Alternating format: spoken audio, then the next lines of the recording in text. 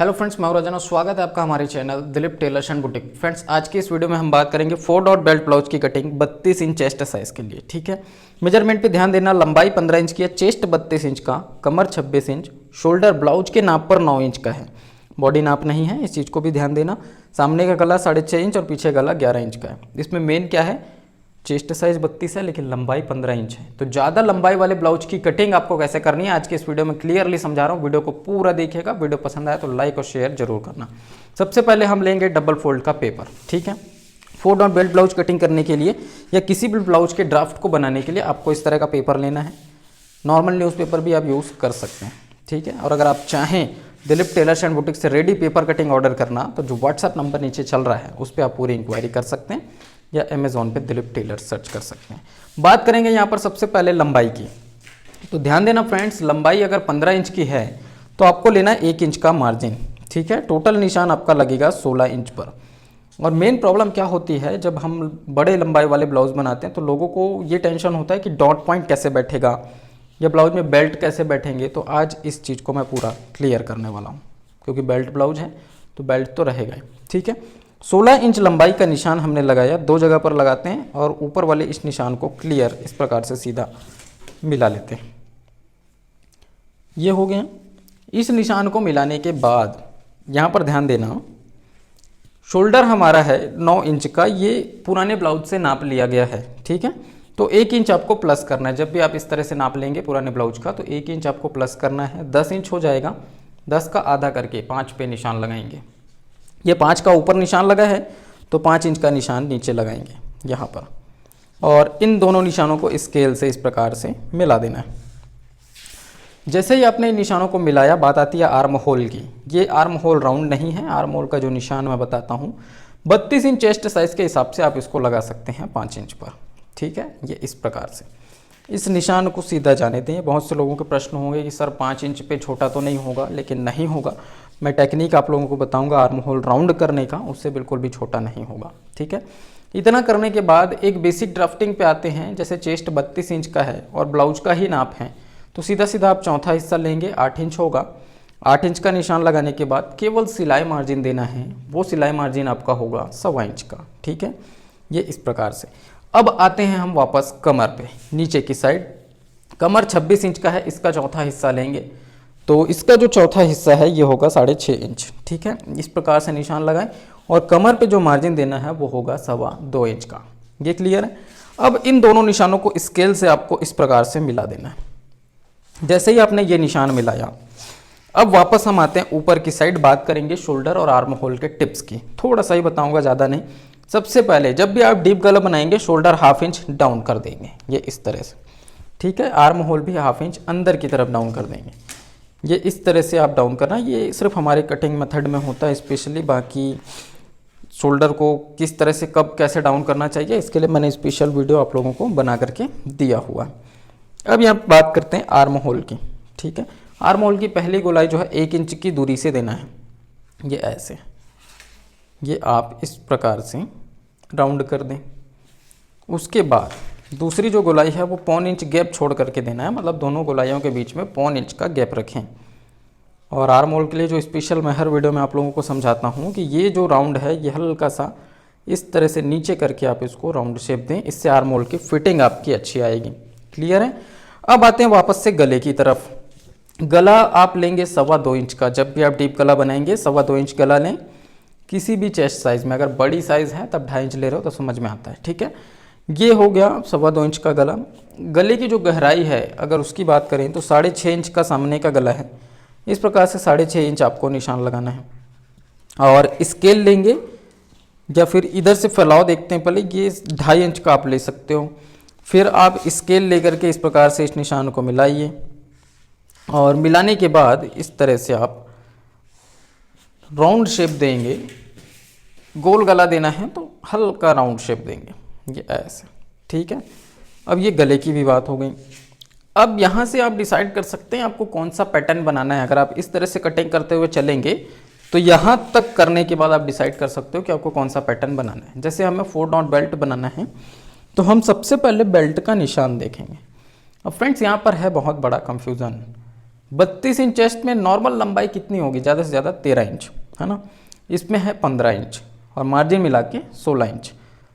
तब इस केस में हम बेल्ट का निशान कितने इंच पर लेंगे, ये एक आमतौर पे बहुत बड़ा सवाल होता है लोगों के मन में कि कितना बेल्ट का निशान लेंगे, और होना भी चाहिए, क्योंकि जैसे हम बात करें कि बेल्ट का निशान कहाँ पे आएगा, तो 11.5 इंच पे नॉर्मली आता है ना। 11.5 इंच पे एक छोटा सा, चलो मैं निशान लगाता हूँ, यहाँ पर आता, ठीक है। अब जो लोग डॉट पॉइंट लेकर के चलते हैं बॉडी मेजरमेंट से नाप करके, तो मैं बता दूं 32 इंच चेस्ट में आमतौर पे डॉट पॉइंट 10.5 इंच पे आता है, ठीक है। तो उस हिसाब से बेल्ट का निशान आपका आना चाहिए 11.5 पे। लेकिन यहाँ पर लंबाई है बहुत ज़्यादा, तो ये ब्लाउज आपका कैसे बनेगा। ज़्यादा लंबाई का ब्लाउज है, गला आपका 6.5 इंच खुला है, तो सामने देखिए हुक आई की जो पट्टी है वो कितनी लंबी आएगी, ये चीज़ भी आप नोटिस कर रहे होंगे, हुक आई की पट्टी भी बहुत लंबी आएगी। तो इस केस में आप ब्लाउज को कैसे बनाएंगे, ये भी एक बहुत बड़ा प्रश्न हो सकता है लोगों के मन में। तो आज मैंने सोचा कि क्यों ना इसी टॉपिक पर एक वीडियो बनाया जाए और आप लोगों को स्पष्ट किया जाए कि जो ज़्यादा लंबाई के ब्लाउज होते हैं उसको हम आसानी से कैसे बना सकते हैं। तो देखिए फ्रेंड्स, यहाँ पे आपको बेल्ट का जो निशान लगाना है ना, ये आप मैक्सिमम 12 इंच पे लगाओगे, उससे ज़्यादा नीचे नहीं जाना। 11.5 लगाओगे तो भी चलेगा, लेकिन बहुत ही लंबा ब्लाउज है तो आप 12 इंच पे लगाओगे तो भी चलेगा, उससे नीचे मत जाना, ठीक है। यहाँ पर एक सीधा निशान लेते हैं बेल्ट के लिए, और देखिए इस ब्लाउज में आपका बहुत ही चौड़ा बेल्ट आएगा, ठीक है। ये चीज़ तो क्लियर होना चाहिए कि चौड़ा बेल्ट आएगा, क्योंकि लंबाई बहुत ज़्यादा है और डॉट पॉइंट के साथ कंप्रोमाइज़ नहीं किया जा सकता, चाहे आपके ब्लाउज की लंबाई शॉर्ट हो या लॉन्ग हो, उससे कोई फ़र्क नहीं पड़ता।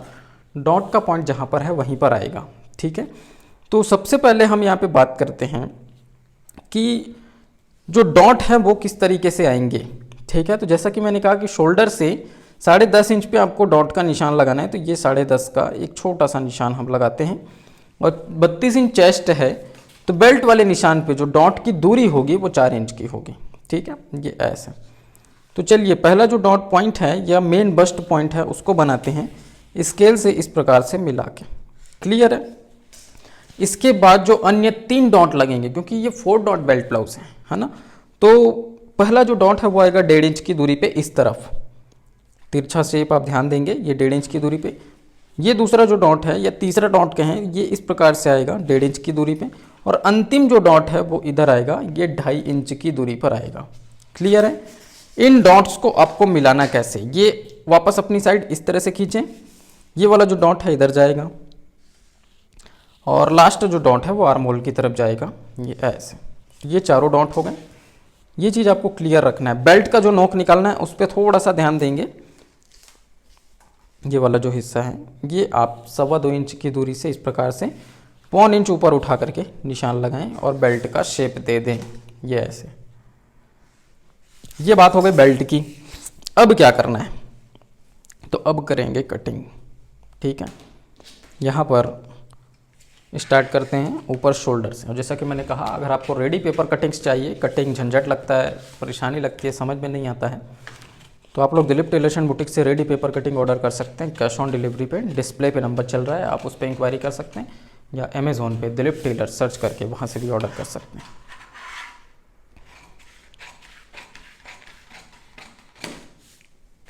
देखिए यहाँ पर हम दोनों पेपर अलग अलग करेंगे, उससे पहले ये गले का छोटा सा कट लगाएंगे, ठीक है।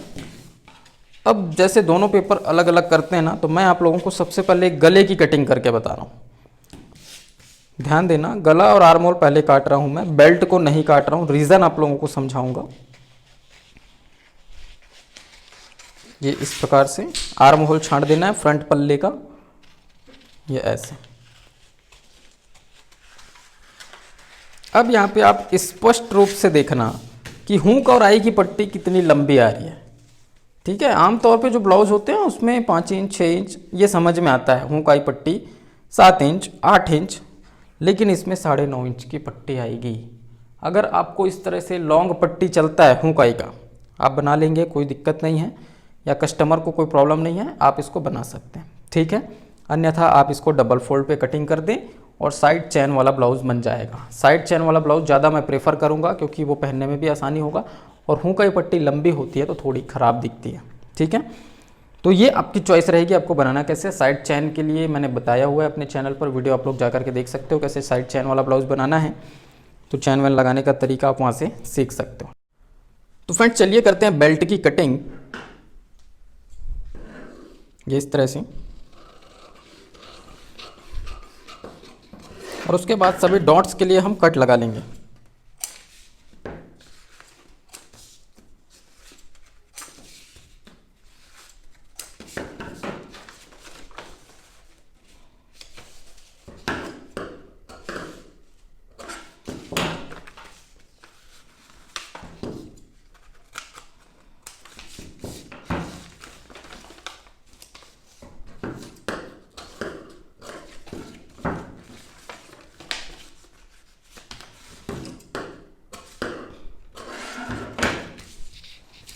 तो ये देखिए फ्रेंड्स, ये फ्रंट का पल्ला होगा जिसमें 4 डॉट आपके लगेंगे और नीचे बेल्ट है। यहाँ पर एक चीज़ का ध्यान रखना, मार्जिन देना पड़ेगा। तो वो मार्जिन मैं आप लोगों को समझा देता हूँ किस तरह से आप कपड़े पर कटिंग करते हुए इसमें मार्जिन देंगे। वो एक ज़रूरी चीज़ रहेगा, इसको थोड़ा सा ध्यान देना किस प्रकार से जो है मार्जिन आपको ऐड करना है और कहाँ कहाँ पर ऐड करना है। तो उसके लिए हम एक कपड़ा लेते हैं छोटा सा, ये इस तरह से। देखिए फ्रंट का जो पल्ला है इसको हम यहाँ रखते हैं। कोई ज़रूरी नहीं है फ्रेंड्स इसको डबल फोल्ड वाले हिस्से पर निकालना, ठीक है। आप इसको अपने हिसाब से निकाल सकते हो, केवल पीछे पल्ला डबल फोल्ड में निकालना जब भी आपको सामने हुक वाला ब्लाउज बनाना रहता है, ठीक है। पीछे पल्ले को आप डबल फोल्ड में निकालिएगा।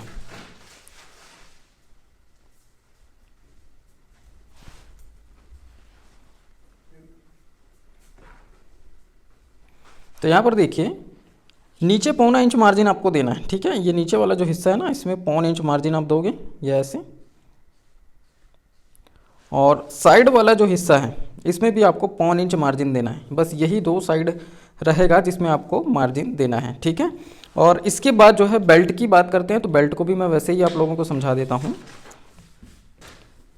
इस साइड देखते हैं, ये जो नीचे योक पट्टी है जिसको हम बेल्ट बोलते हैं, इसमें भी नीचे वाले हिस्से पर इस तरीके से 1.25 इंच एक्स्ट्रा मार्जिन आपको रखना है। बाकी पूरी फिक्स कटिंग होगी, जैसा पेपर पे कटिंग हुआ है वैसे कपड़े पर होगी। केवल ये जो डॉट के लिए एक्स्ट्रा मार्जिन है उसको मैंने एक्सप्लेन किया। बात करेंगे अभी पीछे गले के लिए और पीछे पल्ले के डॉट के लिए, ठीक है। तो ये पीछे का पल्ला लेते हैं, इसमें हम सबसे पहले गले की कटिंग करेंगे। तो उसके लिए निशान लगाते हैं। जैसे गले की गहराई हमको रखनी है मान लो 11 इंच की, ठीक है। तो ये 11 इंच का हमने निशान लगाया और उसके बाद इस निशान को हम स्केल से आगे बढ़ाते हैं थोड़ा, ये ऐसे, ठीक है। अब क्या करेंगे, ऊपर हमने निशान लगाया हुआ है 2.25 इंच का, ये कट लगा है। अब नीचे फैलाव ले लेते हैं लगभग 3 इंच का, ये इस तरह से निशान लगाए। स्केल से इस निशान को मिला लेंगे। मिलाने के बाद गोलाई दे देंगे, जैसे गोल गले का शेप देना है तो सिंपल गोल गले का इस तरीके से शेप दे दें, ठीक है। ये करने के बाद आपको पीछे पल्ले का डॉट लगाना पड़ेगा। तो डॉट के लिए आप क्या करेंगे, इंची टेप से इस प्रकार से नाप ले 4 इंच, क्योंकि ये नॉर्मल साइज़ है, 32 इंच चेस्ट है। 4 इंच की दूरी पे पीछे पल्ले का डॉट आएगा और ब्लाउज की लंबाई काफ़ी ज़्यादा है तो आप इसको लगभग अगर ऊपर से नापते हैं या नीचे से जैसे नापते हैं तो 5 इंची ऊंचा डॉट यहाँ पर दे देना, ठीक है। लंबाई ज़्यादा है इसलिए, वैसे नॉर्मली 4 इंच आना चाहिए, लेकिन हम यहाँ पे लंबाई ज़्यादा इसलिए 5 इंच दे दिया। तो क्लियर है फ्रेंड्स, इस तरह का कॉन्सेप्ट था बेल्ट ब्लाउज कटिंग का। ये लॉन्ग ब्लाउज था, थोड़ा सा लंबा ब्लाउज था, इसलिए मैंने इसको इस तरह से विस्तार से समझाने का प्रयास किया। वीडियो कैसा लगा ये चीज़ आप लोग मुझे नीचे कमेंट करके बताइएगा। आस्तीन की कटिंग और इसके सिलाई का वीडियो मैं नहीं बताऊंगा आप लोगों को, क्योंकि वो मैंने पहले ही ऑलरेडी बताया हुआ है बार बार, तो आप लोग जाकर के देख सकते हो। एक ही चीज़ को बार बार बताना, हर ब्लाउज में आस्तीन कटिंग बताना या हर ब्लाउज की सिलाई बताना, ये पॉसिबल नहीं होता है फ्रेंड्स। तो मेन हाईलाइटेड टॉपिक्स को मैं टच करता हूँ। वीडियो अगर पसंद आए तो इसे लाइक करना, शेयर करना, चैनल पर पहली बार आए चैनल को सब्सक्राइब भी कर लीजिएगा। मैं राजन आपसे फिर मुलाकात करता हूँ किसी नए वीडियो में नए टॉपिक के साथ, तब तक के लिए जय हिंद।